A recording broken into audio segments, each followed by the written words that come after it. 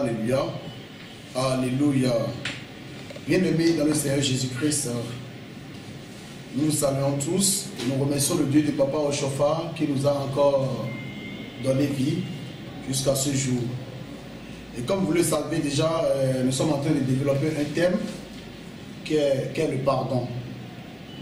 Et aujourd'hui, nous allons continuer le thème en abordant la suite de la sous-partie qui est la mission de pardonner. Lorsque tu pardonnes, ou bien quand on dit le pardon, quelle est la mission proprement dite du pardon? Le pardon est une source de libération. Luc 6, verset 35-38. Quand tu pardonnes, oui. Soyez donc miséricordieux. Soyons donc miséricordieux. Comme votre Père est miséricordieux. Comme notre Père est miséricordieux. Ne jugez point. Ne jugeons point. Et ne vous serez point, et vous ne serez point jugés. Et nous ne serons point jugés. Ne condamnez point. Ne condamnons point. Et vous ne serez point condamnés. Et nous ne serons point condamnés. Absolvez et vous serez absolus. Merci. Le pardon est une source de guérison. Quand tu pardonnes, ça guérit. Jacques 5, verset 16. Confessez donc vos péchés. Confessons donc nos péchés Les uns aux autres. les uns aux autres. Et priez les uns pour les autres. Et prions les uns pour les autres. Parce que si tu ne pardonnes pas à ton frère, tu ne vas pas prier pour lui. Afin que vous soyez guéris. Afin que nous soyons guéris. Le pardon délivre du ressentiment. Éphésiens chapitre 4, 1 à 3. Parce que quand tu ne pardonnes pas, tu ne peux pas prier pour ton frère. Et après ça, là, le ressentiment que nous avons, le pardon nous délivre de ce ressentiment-là. Éphésiens 4, 1 à 3. Je vous exhorte donc, moi, L'apôtre Paul dit qu'il nous exhorte, oui. le prisonnier dans le Seigneur, Lui qui est prisonnier dans le Seigneur, à marcher d'une manière digne dans la vocation qui vous a été adressée. il nous exhorte à marcher D'une manière d'une manière digne de la vocation qui vous a été adressée. qui nous a été adressée. En toute humilité. En toute humilité, ça veut dire que nous devons nous humilier. C'est l'humilité qui fasse que nous devons pardonner à nos frères, oui. Et douceur. Et douceur, Avec patience. avec patience. Nous supportons les uns les autres. Nous supportons les uns les autres Avec charité. avec charité. Le pardon transforme nos prières. Matthieu 6, verset 9-15. Le pardon transforme nos relations avec les autres. Matthieu 18, verset 23 à 35. Parce que quand tu n'as pas le pardon, il n'y a pas une bonne relation entre frères, entre amis et entre familles. Matthieu 18, verset 23 à 35. C'est pourquoi C'est pourquoi le royaume des cieux est semblable à un roi le royaume des cieux est semblable à un roi qui voulut faire rendre compte à ses serviteurs. qui voulut faire rendre compte à ses serviteurs. Quand il se mit à compter, Quand il se mit à compter, on lui en amena un qui devait 10 000. on lui en amena un qui devait 10 000 talents. Comme il n'avait pas de quoi payer, Comme ce dernier n'a pas de quoi payer à son maître, le maître ordonna qu'il fût vendu. le maître ordonna que cet esclave fût vendu. Lui, Sa femme, ses enfants, tout ce qu'il avait, et tout ce qu'il avait, et que la dette fût acquittée. et que la dette fût acquittée. Le serviteur, se jetant à terre, Le serviteur se jetant à terre maintenant devant son maître, se procédant devant lui, et dit, Seigneur, aie patience envers moi, et je te paierai tout. Ému de compassion, le maître de ce serviteur lui laisse la dette. et lui remit la dette. Il lui remit la dette. Après qu'il fut sorti, Après que ce dernier, cet esclave fut sorti, ce serviteur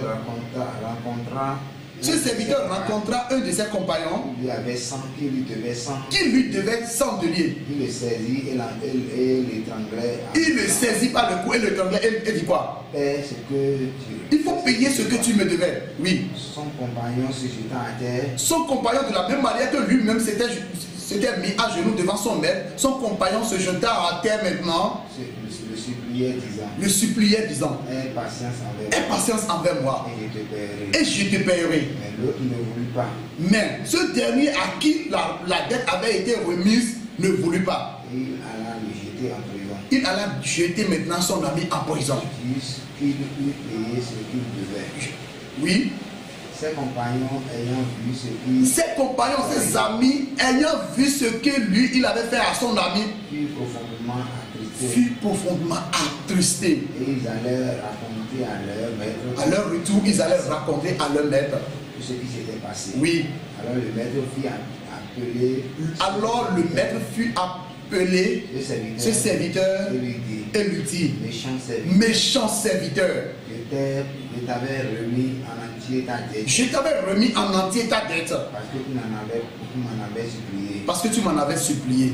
Ne devais-tu pas aussi avoir pitié de ton Ne devais-tu pas aussi avoir pitié de ton compagnon, comme j'ai eu pitié de toi? Et son maître irrité le livra au bourreau. Merci. Et son maître irrité le livra au bourreau. Qui put payer tout ce qu'il devait. Bien-aimés dans le Seigneur Jésus-Christ, nous voyons par là, par cet exemple, par cette parabole de Jésus-Christ, que quand nous pardonnons à nous-mêmes, ça veut dire que tout est réglé devant Dieu. Et c'est ce que nous ne faisons pas. Nous disons à Dieu, nous disons à Jésus, pardonne nos offenses, comme nous pardonnons aussi à ceux qui nous ont offensés. Mais nous ne pardonnons jamais à nos frères. Le pardon transforme notre foi. Matthieu 17, verset 20. C'est à cause de votre incrédulité. C'est à cause de votre incrédulité. C'est à cause de notre incrédulité.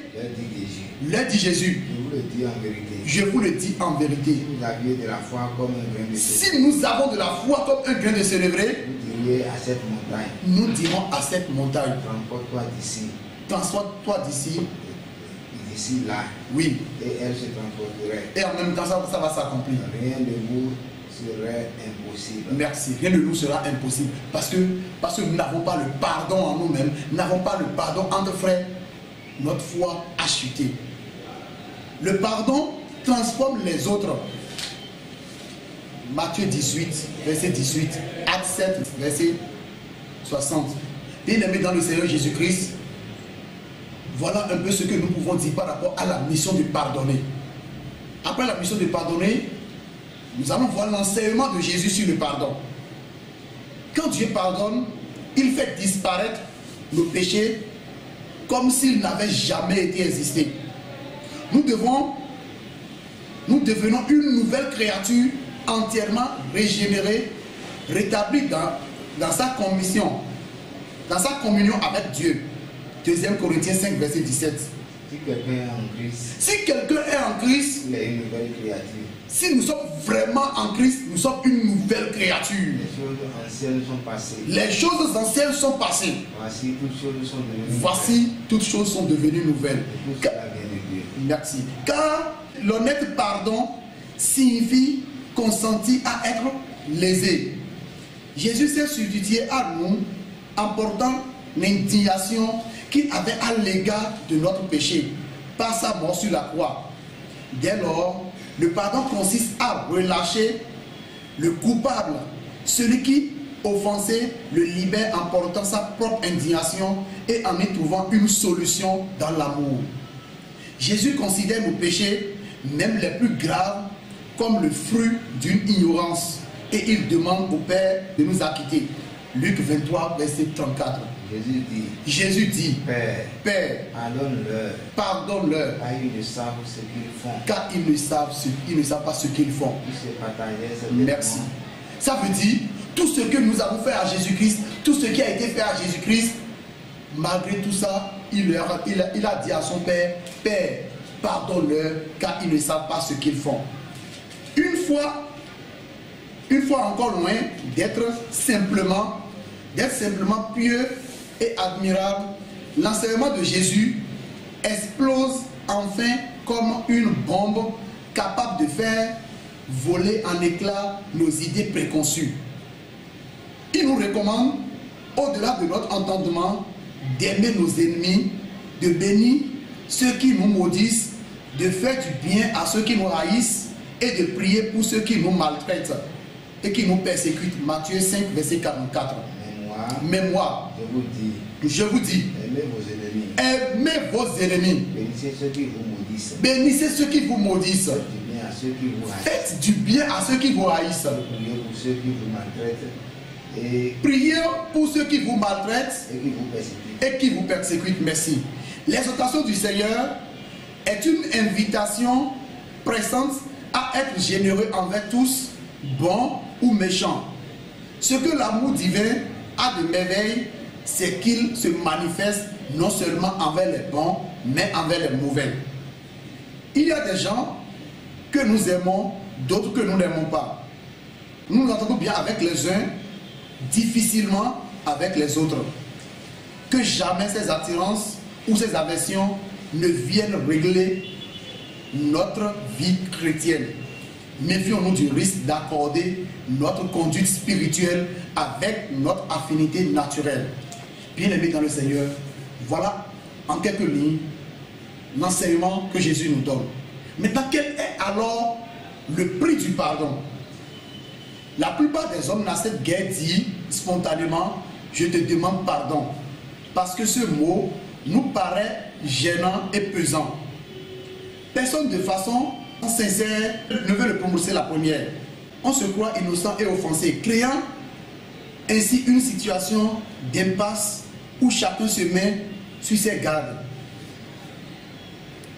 entretenant ainsi une guerre froide ou ouverte qui peut durer longtemps avec ses conséquences de blocage des activités ou ouvrant ainsi la porte à Satan. Demander pardon apparaît comme si on reconnaît sa culpabilité. Ainsi, l'homme charnel, dans son orgueil, refuse à faire mourir la chair ou le triomphe de l'esprit.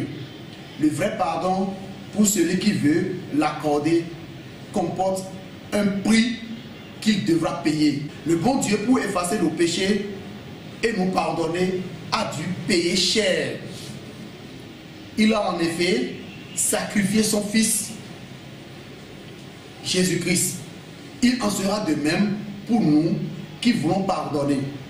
Le pardon nous coûtera des souffrances et une croix.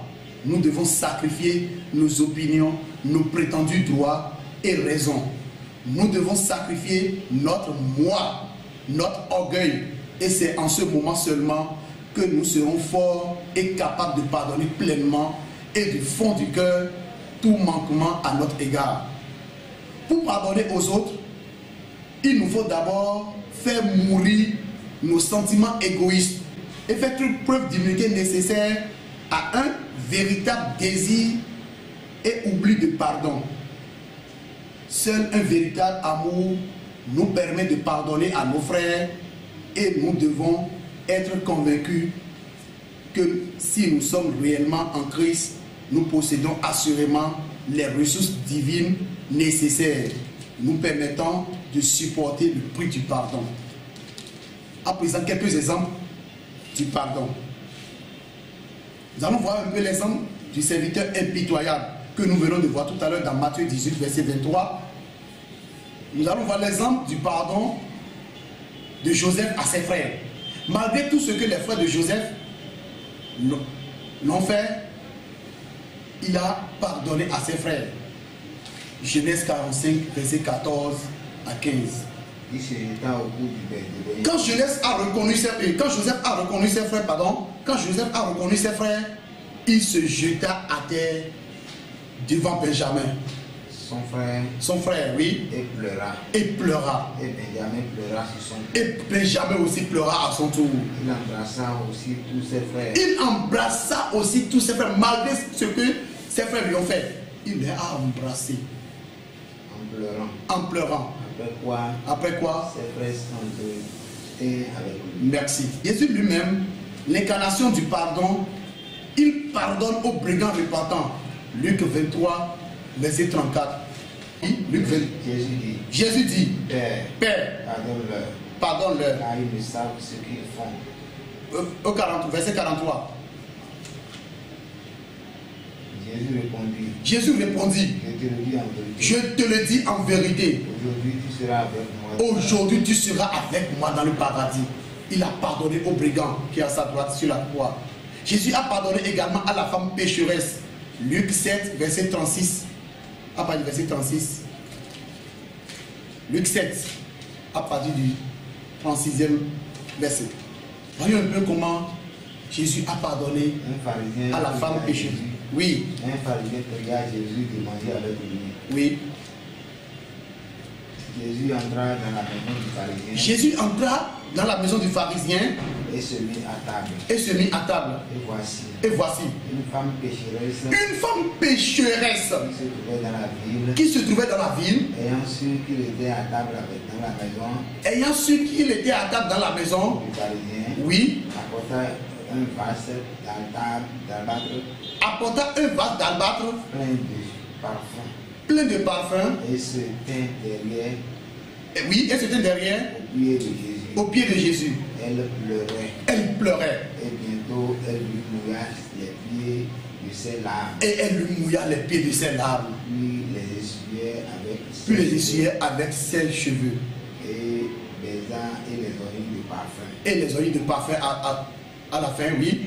Le pharisien qui l'avait invité, Le pharisien qui l'avait invité maintenant, qui avait invité Jésus, voyant cela, voyant cela, dit en lui-même, dit en lui-même, si cet homme était prophète, si cet homme, si Jésus était vraiment prophète, il connaîtrait qui et de quelle espèce de la est la femme il connaîtrait de quelle espèce est cette femme pécheresse. qui le touchait. Il connaîtrait que c'est une pécheresse. Il connaîtrait effectivement que c'est une pécheresse. Jésus prit la parole Jésus prit la parole et lui dit, et lui dit, Simon, Simon, j'ai quelque chose à te dire. j'ai quelque chose à te dire. Maître, Maître, parle, répondit-il.